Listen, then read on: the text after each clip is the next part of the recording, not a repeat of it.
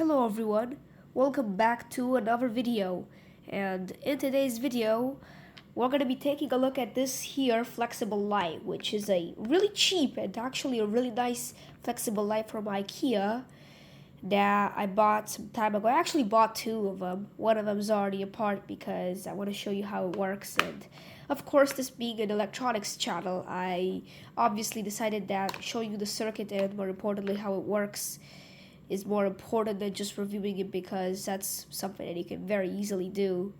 And this lamp is obviously one of those flexible stays where you put it kind of lamps where you just bend it and it stays where you put it.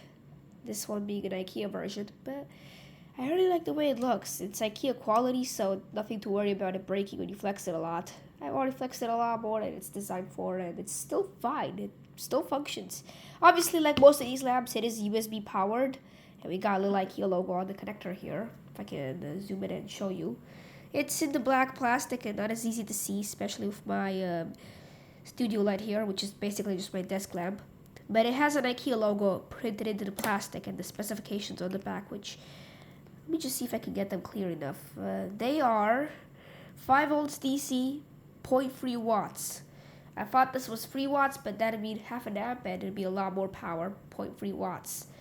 Originally, I thought this was 3 watts, but for 3 watts, it'd be a lot more bright than it actually is. So this is a spoiler alert. These things are not very bright, but for simple illumination as a spotlight or things like that, this is really perfect.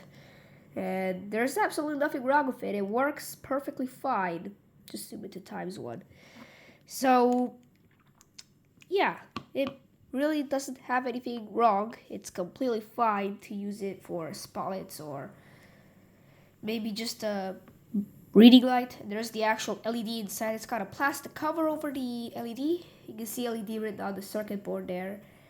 And I will show you the actual circuit board. It does have a circuit board and a pretty interesting little LED driver inside that I have certainly never seen before.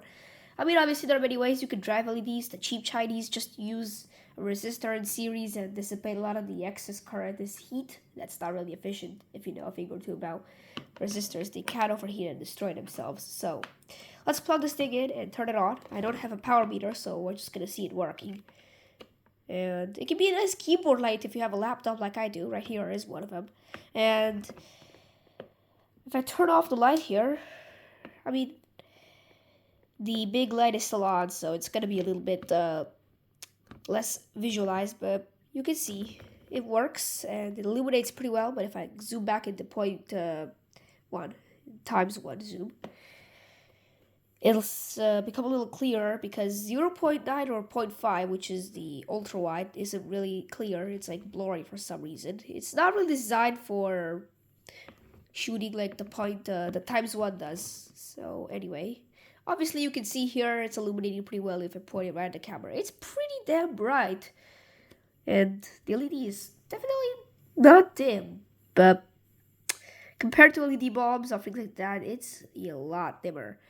In fact, my grandma wanted to use this as her leading light and she struggled with it a little, but for spotlight illumination, it's really perfect. Like, for example, here's a little switch. If I can just put it, it's really fine. It illuminates perfectly fine, and using it as a little studio light works well too.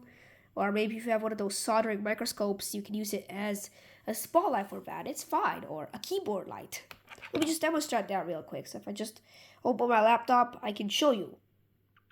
And we have plugged into my laptop here. You can see the keyboard pretty well illuminated. So it proves the concept. It's a good little desk lamp or keyboard light if you're on a plane or a train and it's dim inside the train or the plane and you can't see. It works very well, and you can angle it to illuminate certain keys. Maybe you're just a gamer and you work with the WASD keys and you need those, you can have those. So that explains it well enough. So here we are with it destroyed or disassembled. Okay, it's not the other one, it's a completely different one. It's not this one. So as you can see, it's completely ripped apart. This thing is not really meant to be serviced. It's sealed shut, and I bet you could probably pry the LED half of it, which is this part here open, but the actual port you'd have to cut it and replace it, which this steel flexible wire thing is not very cuttable. And if you're hearing a background noise, it's just me putting the other light aside, but that's not important.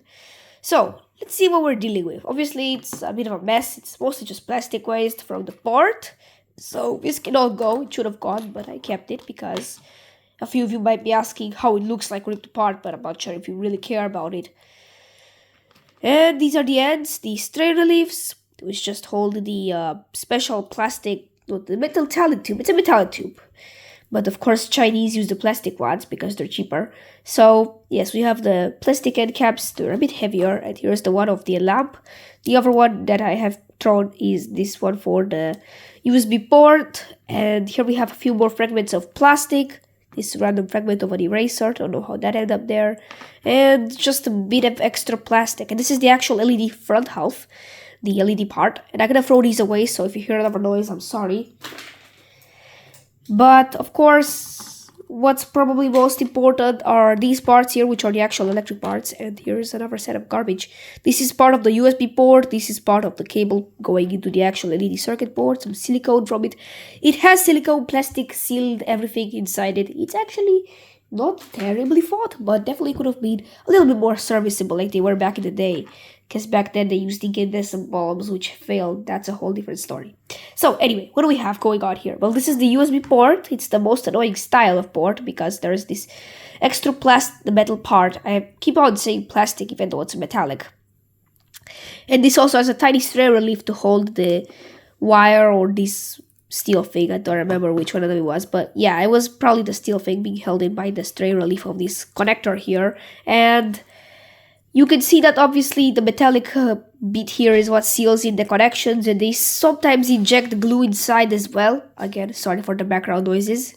And this obviously can be a bit of a pain to open up. So yeah, it can be annoying. But as you can see, unfortunately, I can no longer use it because the port is crushed. So I don't care much about it. The pins are ripped out here in the middle. I'm not even sure how you're connecting these, but again, it's not really important that I don't care much about that. As for the steel conduit, it's very interesting. And it consists of this thin metallic wire. You can even snip with a pair of snips here. You can easily snip it, just like so. You just take the snips and snip it. So yeah, it's pretty thin, not durable. It's not really designed for durability. It's just a bit of support extra. And it's wound around this here, which is a little spring, and this is incredibly hard to cut. This is what makes it stay where you put it together with this weird outer sheeting. So very interesting design, and the cable just slid through here, or at least the wires. So these are the wires, just a standard black and red color that are holding everything in place. It's very simple, and they're sort of acting as the stay where you put it thing, because they themselves also have their own purpose. And the wires basically just carry power to the little LED board. And again, sorry for the background noises, they keep happening and I try to remedy them as much as possible, but that's not really easy. Here's another chunk of the little conduit thing holding the wires in place, and the actual LED board, and a little bit of a stray relief situation here. That's what was going into the USB port. Very, very annoying to work with. Looks like there is possibly a bit of heat shrink, or is that silicone? I don't know. And I don't want to know. This thing was literally riddled with silicone garbage in it. And the actual front half, which actually holds the circuit board too. A little nice circuit board holder into which the circuit board slots in a bit of silicone. This thing had silicone sealing it. And the board just goes in like that. So if you want a spotlight, you can still use it for your miniature projects. Just connect the wires to power it. It will work. So yeah, very interestingly well-engineered design. But now it's time to zoom into this thing and have a look at the circuit board a bit closer. It's a bit low resolution from the zoom, because we're at 4.2 times. Oops, so dropped it. And obviously we have the actual LED, which says LED on it. And we have some model, which, if you can read it, it says HC USB. Let's see if I can make it clearer. USB HL 3020. Yeah, it says 3020 with my own eyes too. So we have here DC positive, DC negative. And these are what deliver power to it. We have two Q2 packages in SOT23 type, which are transistors. They say J3 on them. So there are some 30 transistors. I'm not sure if they're that. But this might seem strange. Is this supposed to be some constant current driver, or are these just fake parts extras, like to confuse someone repairing it? Well, no. These are actually part of the circuit and they're very important.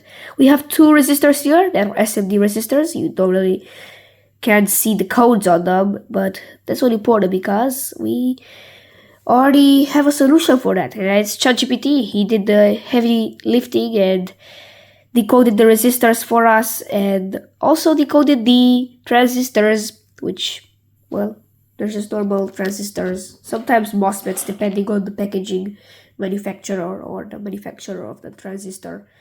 They can be differently packaged. The codes can mean something else. So if you're ordering in bulk like factories do, well, then you're gonna know from the manufacturer, because oftentimes we'll have a little discussion with the manufacturer about ordering in bulk. So we're already 11 minutes in, so let's have a look at the schematic. And here it is, the schematic. It's actually pretty simple for an LED driver. No inductor inside, absolutely nothing. It's a constant current, or LED driver as it's called. They need constant current, otherwise they'll blow up. So we have the two J3 labeled SOT23 transistors. Power comes in here.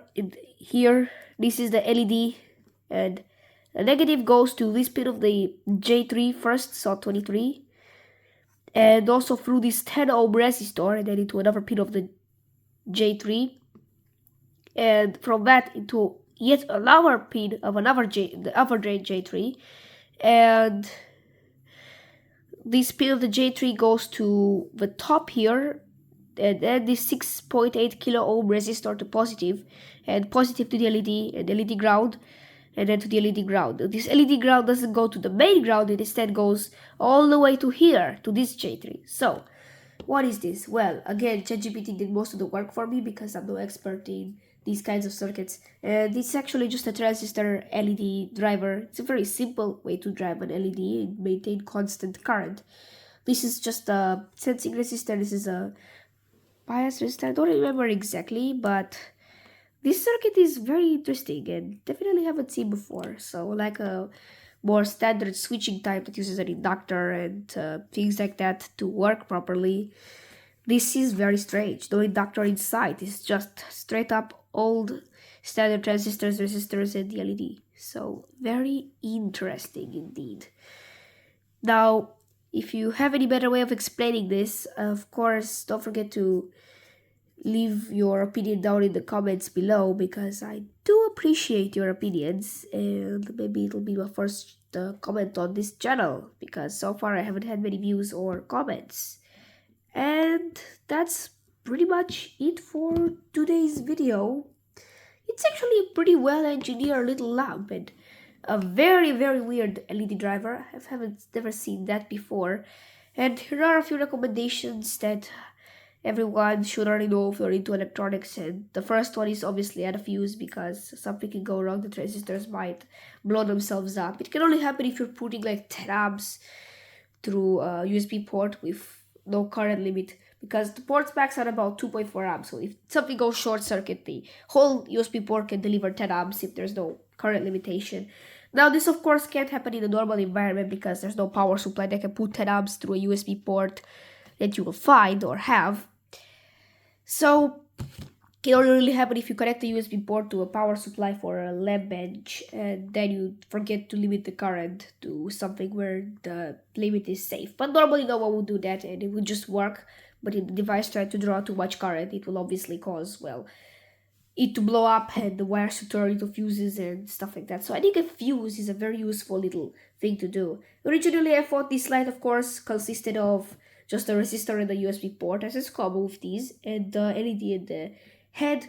But no, the LED is built into the head, and the driver is also built into the head. No stuff in the port. So if I ever need to convert the port to something else, I can just cut the original USB off and connect something new to it. So the conclusion is, it's a very nice little light. Definitely bright enough, but I'm no light bulb reviewer that reviews light bulbs. Yes, there are people like that on YouTube, for those who are curious. that do reviews on light bulbs and check the light spectrum, the wattage, the power, and stuff like that. But I just wanted to show you this design, and I ripped it apart like just right now because I was bored and I didn't know what to do. So this makes a good video, and thanks for watching, everyone. I hope you liked it, and again, don't forget to comment, like, share, and maybe subscribe, because I do really appreciate subscribers as they help support this channel, which is currently still growing. And that's really it. I will see you in the next video. And again, ultra sorry for the background noises and stuff like that. This channel is still developing, and it still needs to grow and improve over time. That's only thanks to your support.